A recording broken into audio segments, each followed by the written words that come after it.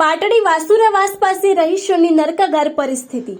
વારંવાર પાટડી નગરપાલિકા ખાતે રજૂઆત કરવામાં આવી છતાં કોઈ અધિકારી કે નગરપાલિકા સત્તાધીશો સાંભળવા તૈયાર નથી। આ અંગેની વધુ માહિતી માટે જોતા રહો ભારત ટાઈમ્સ ન્યૂઝ।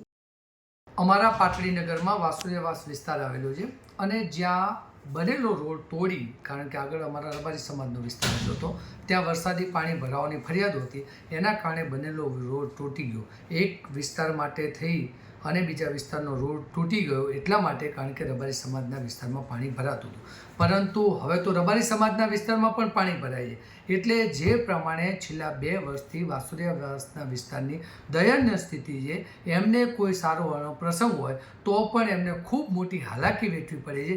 જુદા જુદા સમયે જુદા જુદા લોકો ત્યાં જઈને એ લોકોને સાંત્વના આપે છે, અથવા તો જ્યારે મુસ્લિમ સમાજના કોઈ ધાર્મિક પ્રસંગ હોય ત્યારે ત્યાં તંત્ર એનું ઢાક પીછાણો કરવા માટે રેતી કે માટી નાખી અને એમને કામ ચલાવ સુવિધા આપી દે છે। પરંતુ આપના માધ્યમથી મારી સ્પષ્ટપણે માગણી છે કે જે આ વિસ્તાર છે એ બંને વિસ્તાર એકબીજાને સંલગ્ન, એકબીજાની સાથે વર્ષોથી જોડાયેલા વિસ્તાર છે।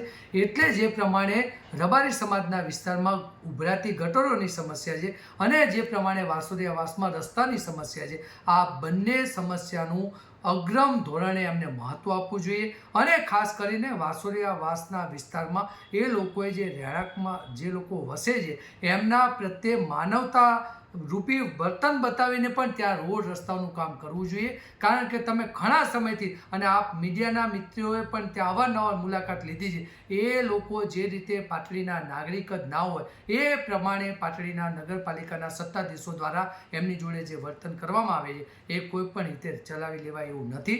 હું આપના માધ્યમથી માન્ય પ્રાંત સાહેબને, માન્ય ચીફ ઓફિસર સાહેબશ્રીને, માન્ય મામલતદાર સાહેબશ્રીને અને આ જિલ્લાના કલેક્ટર સાહેબશ્રીને વિનંતી કરું છું કે આપ તે લોકો માટેની સંવેદના પ્રગટ કરો અને એમને જે પ્રમાણેની હાલાકી છે એમાંથી હવે એમને મુક્તિ આપો।